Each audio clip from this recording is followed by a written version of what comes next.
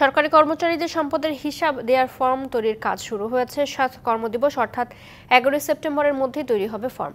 রাষ্ট্রের বেতনভুক্ত সবাইকেই বাধ্যতামূলক এই ফর্ম পূরণ করে দিতে হবে সম্পদের হিসাব, এমন তথ্য জানিয়েছেন এ সংক্রান্ত কমিটির আহ্বায়ক এবং দুর্নীতি দমন কমিশনের সচিব খোরশেদা ইয়াসমিন। তিনি বলেন, অবৈধভাবে সম্পদ ভোগ করলে তার জন্য আইন অনুযায়ী ব্যবস্থা নেবে দুদক। সংস্থার কার্যক্রম তুলে ধরে বলেন, এরই মধ্যে সাবেক মন্ত্রী, এমপি সহ অনেকের বিরুদ্ধে শুরু হয়েছে দুদকের অনুসন্ধান। সম্পদের হিসাব দিতে হবে সরকারি কর্মকর্তা কর্মচারীদের।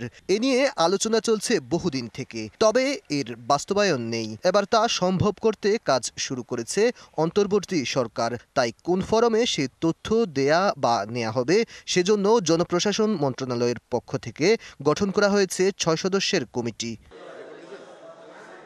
এ কমিটির প্রধান দুদক সচিব খোরশেদা ইয়াসমিন মঙ্গলবার কমিশনের প্রধান কার্যালয়ে তিনি জানান, সরকারি কর্মচারীরা যে নির্ধারিত ফরমে সম্পদের হিসাব দেবেন তা তৈরির কাজ এরই মধ্যে শুরু করেছেন তারা। ৭ কর্মদিবসের মধ্যে আমাদের এই কার্যটি সম্পাদন করতে হবে। এছাড়াও ওই প্রজ্ঞাপনে আমাদের কিছু সুপারিশ দেওয়ার কথা বলা হয়েছে। তো এর মধ্যে প্রাথমিক কিছু কার্যক্রম ইতিমধ্যে আমি শুরু করেছি। স্বল্প সময়ের মধ্যে একটি মিটিং ডাকবো, ডেকে আমাদের যেটা দায়িত্ব দেওয়া হয়েছে ওই নির্ধারিত সময়ের মধ্যে আমরা আশা করি যে কাজটা শেষ করে জনপ্রশাসন মন্ত্রণালয়ে আমরা দাখিল করব।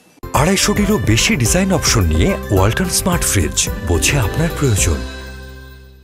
এদিকে ক্ষমতার অপব্যবহার, অবৈধ সম্পদ অর্জনের অভিযোগে অনুসন্ধান শুরু হয়েছে মানিকগঞ্জ ১ আসনের সাবেক সংসদ সদস্য ক্রিকেটার নাইমুর রহমান দুর্জয়, রাজশাহী ৪ আসনের সাবেক এমপি এনামুল হক এবং সাবেক স্বাস্থ্যমন্ত্রী প্রয়াত মোহাম্মদ নাসিমের পুত্র তমাল মনসুরের বিরুদ্ধে। প্রাথমিকভাবে কিছু সত্যতা পাওয়া গেছে।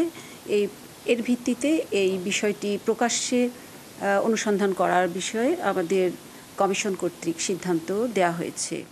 এদিকে অবৈধ সম্পদ সহ দুর্নীতির নানা অভিযোগে জিজ্ঞাসাবাদের জন্য তলব করা হয়েছে সাবেক নৌপরিবহন মন্ত্রী শাহজাহান খান, সাবেক চিফ হুইপ নুরি আলম চৌধুরীকে।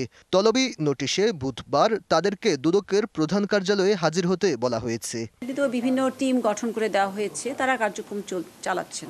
Aditya Rafat, DBC news, Dhaka.